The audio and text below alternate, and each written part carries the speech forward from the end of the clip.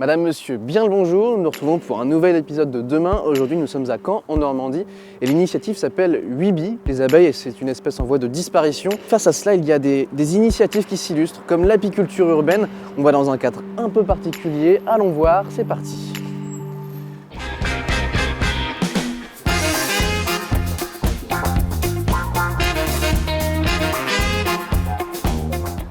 Jason Garitan, bien le bonjour. Bonjour. Est-ce que vous pourriez vous présenter? Donc voilà, je suis Jason Garitan, je suis apiculteur et donc on est ici sur les toits de la ville de Caen parce que j'ai une spécificité, je suis apiculteur urbain. Est-ce que vous pourriez me parler un petit peu de l'activité de Weebee? Donc voilà, Weebee c'est une entreprise de production apicole et on s'est spécialisé justement dans l'installation de ruches en ville pour aller chercher des lieux un peu différents que notre simple campagne. Concrètement, c'est quoi l'intérêt écologique que ça a, Weebee? Alors écologiquement, du coup, c'est pour remettre un petit peu des abeilles dans les zones où il y en a moins. Et c'est pour pouvoir justement installer des ruches dans des milieux plus propices aussi aux abeilles. Qu'est-ce que ça change pour les abeilles justement? Alors justement en ville, là on est vraiment sur les toits, donc on peut le voir. En ville, les abeilles vont trouver beaucoup plus de sources de pollen et de nectar, donc beaucoup plus de fleurs différentes en fait qu'à la campagne, parce qu'on va avoir beaucoup d'arbres, beaucoup de jardins, beaucoup de zones comme ça un petit peu laissées en friche, alors qu'à la campagne, malheureusement, on peut avoir tendance à avoir des hectares de culture qui ne sont pas du tout des sources de pollen ou de nectar pour les abeilles. Elles peuvent même sélectionner plus que si elles étaient dans la nature. Exactement, ouais, c'est ça. Qu'est-ce que ça change pour vous qui êtes apiculteur? Alors du coup, nous, ça nous permet de nous diversifier. On essaie de renouveler un peu j'ai envie de dire, le modèle économique classique en fait, puisqu'il est un petit peu en crise quand même. Il y a beaucoup moins d'apiculteurs professionnels en France depuis maintenant 15 ans. Donc voilà, remettre en ville pour créer des partenariats du coup avec des entreprises qui souhaitent s'engager aussi, pour un peu redonner de l'élan un peu au secteur. Les abeilles noires sont une espèce en voie de disparition. Elles ont un rôle important dans l'écosystème, elles assurent la pollinisation. Quel problème soulève la disparition des abeilles? Les abeilles, pour l'homme en tous les cas, les abeilles c'est un peu le symbole, l'expression la plus visible de l'existence des pollinisateurs. Et les pollinisateurs disparaissant, eh bien, on est face effectivement à un effondrement de la production de notre alimentation. Donc c'est un vrai problème qui aujourd'hui interpelle tous les pouvoirs publics. Encore faut-il prendre les bonnes décisions pour essayer de contrecarrer ce constat, en prenant des décisions qui parfois sont un petit peu difficiles à faire comprendre. Mais je dis bien que la disparition des abeilles, c'est l'expression la plus visible de la disparition des pollinisateurs et de beaucoup d'insectes. Vous parliez d'effondrement des populations. Est-ce que vous avez des chiffres pour qu'on mesure en fait l'ampleur que ça peut avoir? Des économistes se sont intéressés à calculer quel serait l'impact économique de la disparition totale des pollinisateurs. Quand même une situation vers laquelle on est en train doucement de se diriger.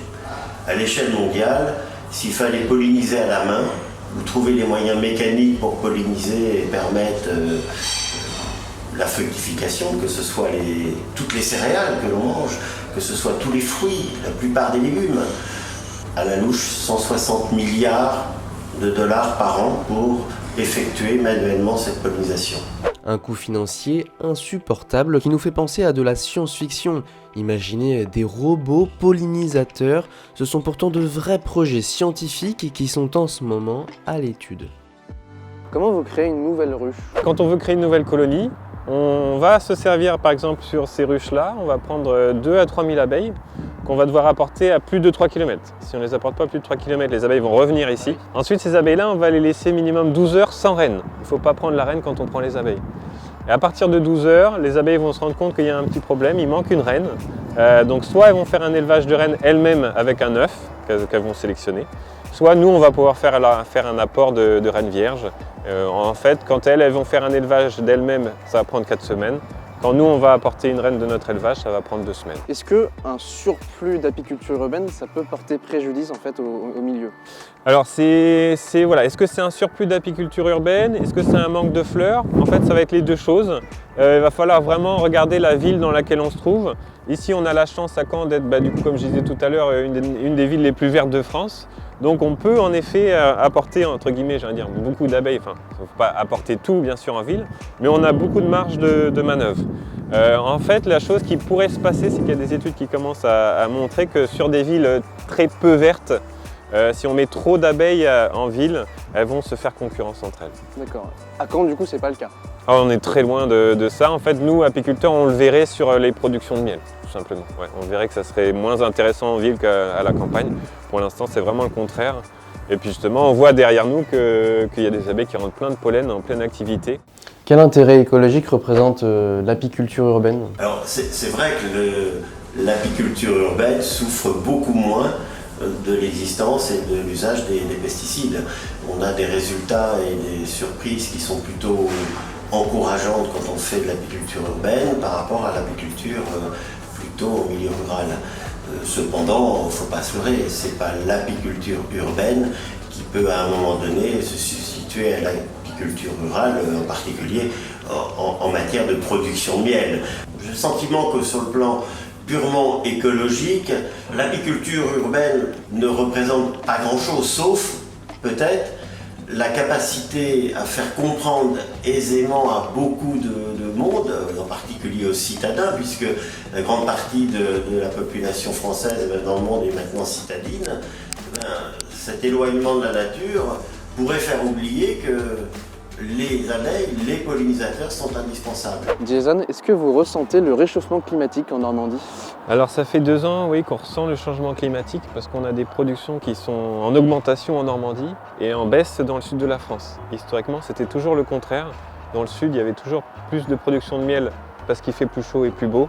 Et en Normandie, on souffrait un peu de cette météo moins bonne, entre guillemets. Le toit sur lequel on discute depuis tout à l'heure, c'est le foyer des jeunes travailleurs de Caen qui a convenu avec Jason Garitan l'installation de 5 ruches. Alors donc nous c'est pareil au niveau de l'association, on a je dirais une mission environnementale assez forte.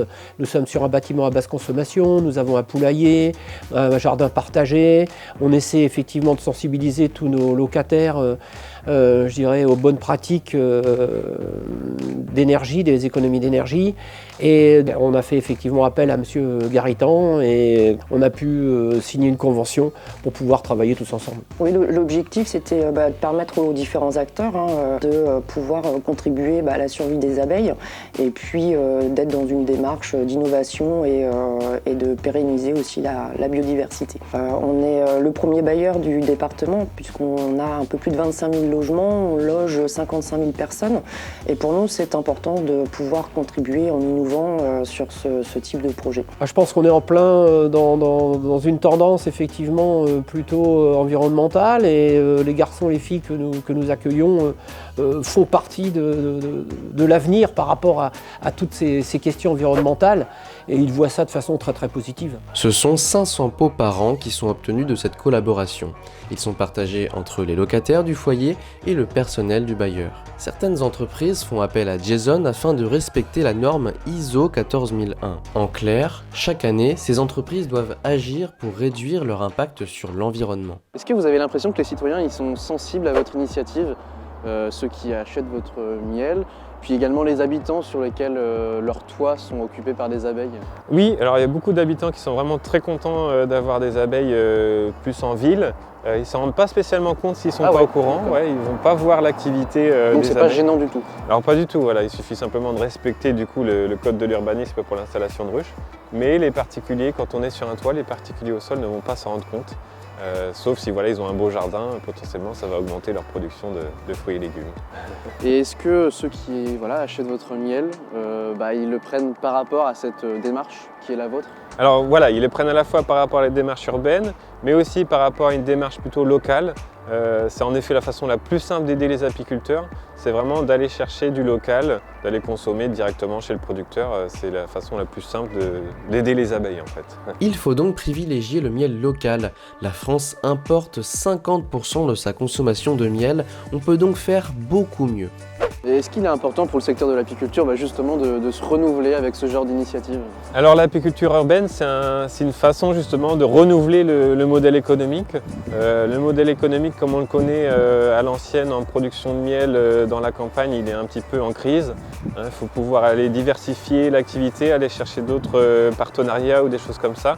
pour pouvoir avoir une entreprise qui puisse vivre tout simplement. Je pense qu'il faut absolument que le secteur apicole se renouvelle avec l'installation de ruches en ville, mais pas que, moi j'irais même plus loin, je dirais que le secteur agricole aussi pourrait venir un peu plus en ville.